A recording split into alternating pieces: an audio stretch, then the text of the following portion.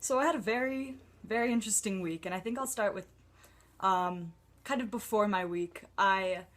Every single person in my family has gotten sick so far and had to stay home from school, or like in Chandler's case, stay home from being a baby or whatever. Everyone in my family has gotten sick except for me. And so on Wednesday, I started to feel sick. And I was like, at first I was like, oh no, being sick, I get to miss school. And then I realized I was the last one standing. And it turned to this, like, really intense, I guess not secret anymore, survival of the fittest thing, where, like, I was all, natural selection is coming for you guys because I haven't gotten sick yet. And then I was, like, violently denying the fact that I was getting sick.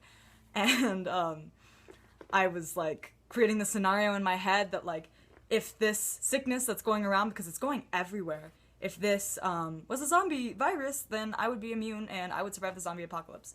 So that happened, and I didn't actually end up getting sick, so I think I win that game. I realized that teenagers and toddlers are very, very similar when it comes to being told not to do something. The adult tells them don't do that, and the toddler smiles and goes tee, and the teenager smiles and goes ha ha ha. Oof, that was terrible. That's not how I laugh. Teenagers smile and they laugh too, and then they do it anyways. Except for toddlers are much more ambitious, and when the adult says don't do that, they mean don't run across the bridge and go try to feed the ducks by yourself at Disneyland. Whereas when adults say don't do that, they mean don't spend all night watching Netflix when you have homework to do.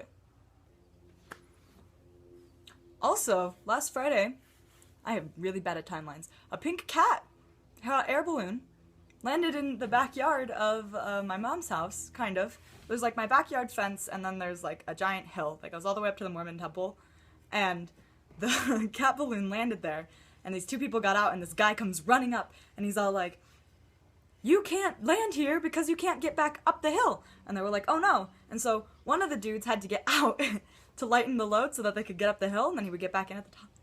And the guy, as soon as he stepped out, the hot air balloon started to blow away. And so this one guy is inside of it, and it's like, the balloon is blowing, but the basket is still on the hill, so it's dragging the basket along the brush, and like all the rocks and stuff is getting inside the basket.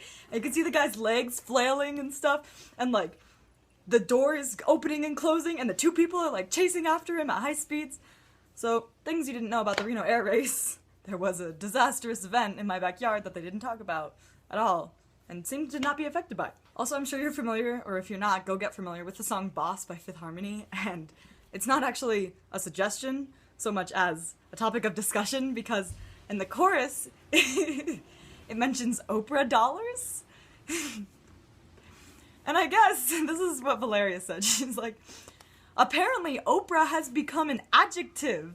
So, meaning many, lots of something. So now, if you ever want to say something that involves having a large quantity, it's Oprah. Like, I have Oprah homework to do. And I also, I might go to the football game tonight. I'm not really feeling it. I'm not a social person. I think it's a problem. Anyways, I Oprah love you, Petra. I hope your camping trip was fantastic. I will see you later. Adios.